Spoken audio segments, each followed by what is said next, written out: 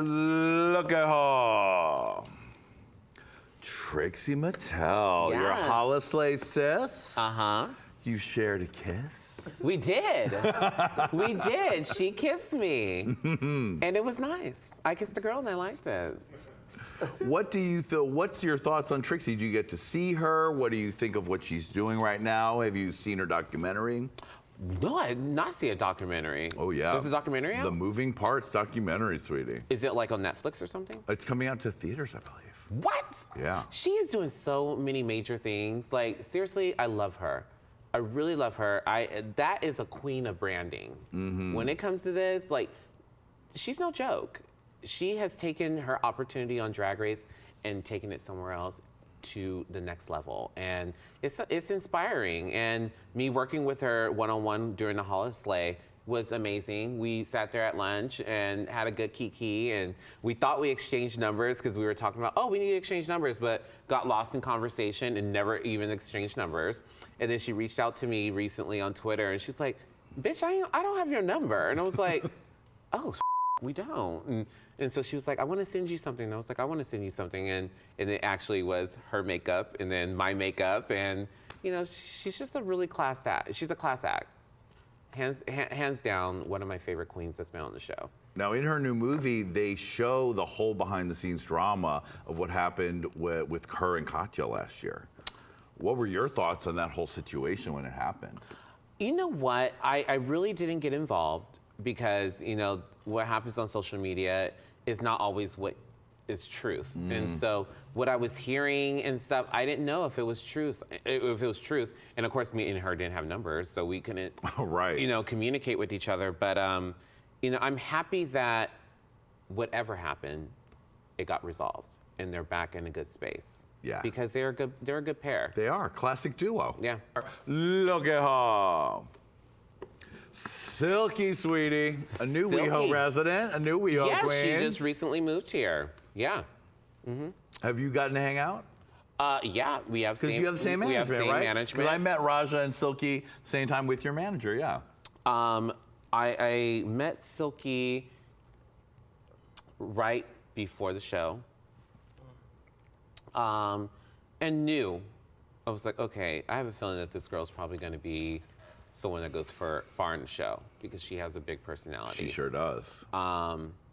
And her style of drag is pageant-y. It comes from a polished background, so I was like, she'll probably do well. And then I watched the season, and I was like, oh, this bitch made it all the way to the end. Yes, she did. Yeah. What have you thought about the fan reaction? Because it's been varied. Some people have been able to enjoy her, and other people have given her a lot of drama. It sucks because I've been there, and it sucks when you are on the show and you are giving your all so that you can win and you're passionate about this and this is your moment, and then you get knocked down, you know. And you know, I know that the way she looked like on the show was very aggressive and abrasive and mean at times, and it was a lot of negative.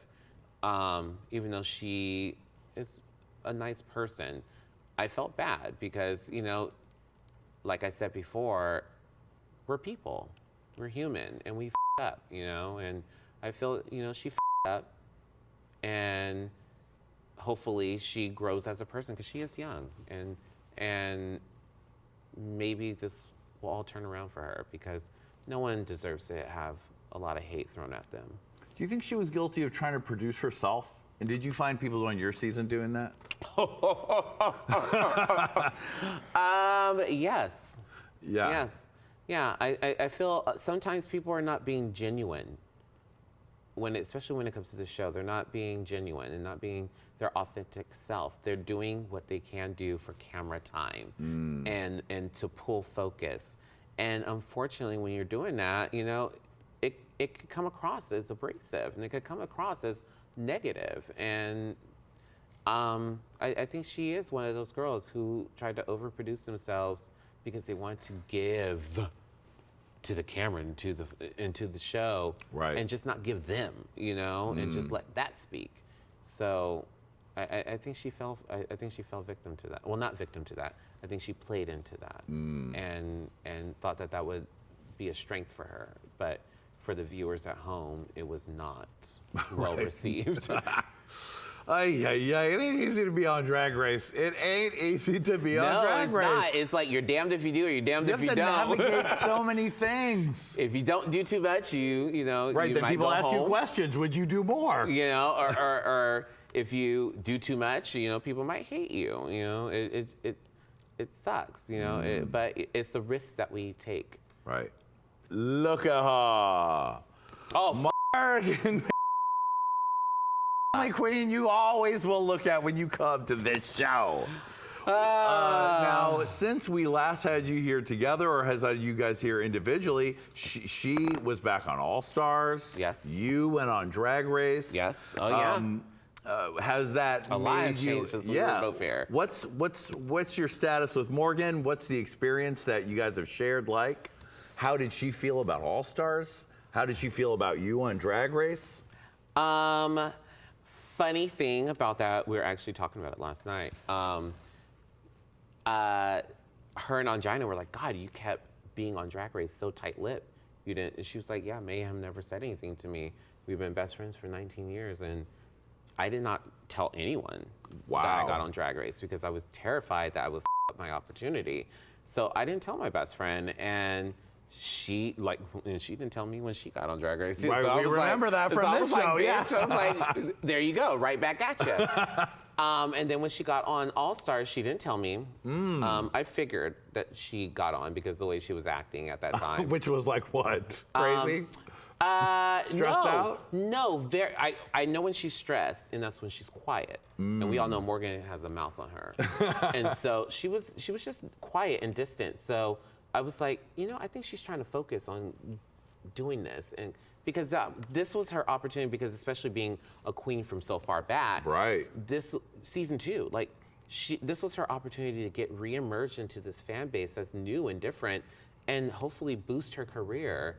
Because a lot of the girls from the yesteryears get looked past. Oh yeah. And so I knew this meant a lot to her, that she wanted to go on and show everyone why she is Morgan McMichaels. Yeah. Because Morgan McMichaels is a huge staple of the Southern California one of the best drag scenes. Like, this bitch is amazing, and she across the world, she's a dynamite performer and a great entertainer. So I knew it meant the world to her getting on All Stars. So, you know, I was happy that that moment happened for her. And what happened when she came home? She called you up and be like, girl, Ben de la Creme it up. She did. She called me and she's like, I'm back home. And she was upset. And I was like, you know what? Don't let that take you into a negative space. Because if you allow it to take you to a negative space, then the rest of your journey is going to be negative. I was like, girl, you got there. Now what you gonna do? Right. Take it somewhere positive. And she did. How do you guys navigate a friendship with so much attention on your friendship from other people like us? It's easy. Right? It's easy. I just, I allow people to get in on the journey, you know? With social media being what it is, you know, you can let people take a peek into your world. And a lot of people always wondered for years why my friends are all these amazing drag queens, these legendary people. And so you show them little bits and pieces. This is why we're friends, you know, and this is why we've all known each other for so long, and this is why we're still friends. Will we ever see a big Morgan and Mayhem tour? I mean, I would love to see that. We wanted to do an M&M tour, but unfortunately, when you are not top tier drag queens from Drag Race, promoters don't want to take a risk on you. They don't see value in you. And it's sad because legendary queens that have been on Drag Race are not usually girls who have gone far on the show. And these are girls who have been a part of the community and have built what our community is based on. Yeah. And they don't get the recognition that they deserve. So, you know, it sucks because we would love to travel the world together and show everyone why. Right. Why there is a Mayhem and why there is a Morgan and why there is a Jasmine Masters and why there is a Delta Work and why, you know, there are so many legendary girls, especially here in LA, who didn't make it far on the show, who are treasures in the drag community. and they deserve that light. Yeah. Promoters, get it together. I want to see that tour. You two are some of the greatest drag performers I've ever seen. I wanted to do a LA girl tour, Yeah. and because we have so many legendary queens that live here in LA, I wanted to take a LA girl tour, and I wanted to call it the Party Girl Tour, Yeah. and take it around the world so everyone could see the legends of LA, because there were so many legendary And the pieces here. influence is strong, even on Drag Race. Chad Michaels, Raja, me, Morgan, Delta, Jasmine, Venus Delight. You know, a lot of us are all Raven. You know, a lot of us are girls who have built the drag community of Los Angeles. Yeah. And kept it running. You know, so Yeah. it's just like, give us bitches a shot. Let us show you why we turn parties. Right? Well, I'm putting it out there to promoters of the world. Get it together, book these hoes, and add Lady Red to that bill.